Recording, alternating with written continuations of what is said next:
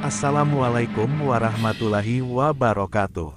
Sahabat semua, berjumpa kembali di channel Pak Ali Sanggau, channelnya para pecinta sejarah.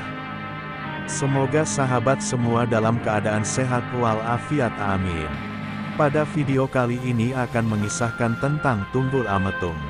Sebelum lanjut menonton video ini, alangkah baiknya bila sahabat semua subscribe dan like video ini. Yuk kita tonton videonya. Tunggul Ametung, Raja di Tumapel. Tunggul Ametung adalah tokoh dalam Pararaton yang menjabat sebagai Aku wilayah Tumapel, yaitu salah satu daerah bawahan Kerajaan Kadiri pada masa pemerintahan Kertajaya tahun 1185 sampai tahun 1222. Ia kemudian mati dibunuh pengawalnya sendiri yang bernama Ken Arok, yang kemudian mendirikan Kerajaan Singhasari. Nama Tunggul Ametung hanya dijumpai dalam naskah Pararaton yang dikarang ratusan tahun sesudah zaman Kadiri dan Singhasari. Pada zaman itu jabatan Aku mungkin setara dengan camat pada masa sekarang. Pararaton mengisahkan pada suatu hari Tunggul Ametung singgah ke desa Panawijen. Di sana ia berjumpa seorang gadis cantik bernama Ken Dedes, yang merupakan putri seorang pendeta bernama Empu Purwa. Tunggul Ametung terpikat hatinya dan segera meminang Ken Dedes. Gadis itu memintanya supaya menunggu kedatangan Empu Purwa yang saat itu sedang berada di dalam hutan. Tunggul Ametung tidak kuasa menahan keinginannya. Ia pun menculik Ken Dedes dan membawanya paksa ke Tumapel. Ketika Empu Purwa pulang ke rumah, ia marah mendengar berita penculikan putrinya. Ia pun mengucapkan kutukan, barang siapa yang telah menculik putrinya, kelak akan mati karena tikaman keris. Tunggul Ametung memiliki seorang pengawal kepercayaan bernama Ken Arok. Semula ia adalah penjahat buronan Kerajaan Kadiri. Tapi berkat bantuan seorang pendeta dari India bernama Lohgawe, ia dapat diterima bekerja di Tumapel. Ken Arok kemudian terpikat pada kecantikan Ken Dedes, yang diramalkan oleh Lohgawe akan menurunkan raja-raja tanah Jawa.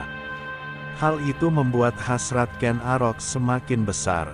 Maka dengan menggunakan keris buatan Empu Gandring, Ken Arok menjalankan niatnya untuk menyingkirkan Tunggul Ametung. Mula-mula Ken Arok meminjamkan keris pusakanya kepada rekan sesama pengawal, bernama Kebo Hijo. Kebo Hijo sangat suka dan membawanya kemanapun ia pergi. Hal itu membuat orang-orang Tumapel mengira kalau keris itu adalah milik Kebo Hijo. Pada malam yang ditentukan Ken Arok mencuri keris pusaka itu dari rumah Kebo Hijo. Ia kemudian pergi ke kamar tidur Tunggul Ametung dan membunuh Aku Tumapel tersebut. Pagi harinya warga Tumapel gempar menjumpai keris Kebo Hijo menancap pada mayat Tunggul Ametung. Kebo Hijo pun dihukum mati dengan menggunakan keris yang sama. Pararaton kemudian mengisahkan sepeninggal Tunggul Ametung, Ken Arok menikahi Ken Dedes serta mengangkat dirinya sebagai Aku Tumapel. Waktu itu, Ken Dedes tengah mengandung bayi hasil perkawinannya dengan Tunggul Ametung, yang setelah lahir diberi nama Anusapati. Seiring berjalannya waktu, Ken Arok berhasil mengalahkan Kertajaya Raja Kadiri pada tahun 1222 dan mendirikan Kerajaan Singhasari. Waktu itu Anusapati sudah dewasa dan merasa dianaktirikan oleh Ken Arok. Setelah mendesak ibunya Ken Dedes, ia akhirnya mengetahui kalau dirinya bukan anak kandung Ken Arok. Ia juga mengetahui kalau ayah kandungnya adalah Tunggul Ametung yang mati dibunuh Ken Arok. Apabila kisah dalam Pararaton ini dicermati, maka akan diperoleh gambaran bahwa Ken Dedes merupakan saksi mata pembunuhan Tunggul Ametung. Anehnya, ia justru bersedia dinikahi oleh pembunuh suaminya itu. Kiranya Ken Dedes dan Ken Arok sebenarnya memang saling mencintai.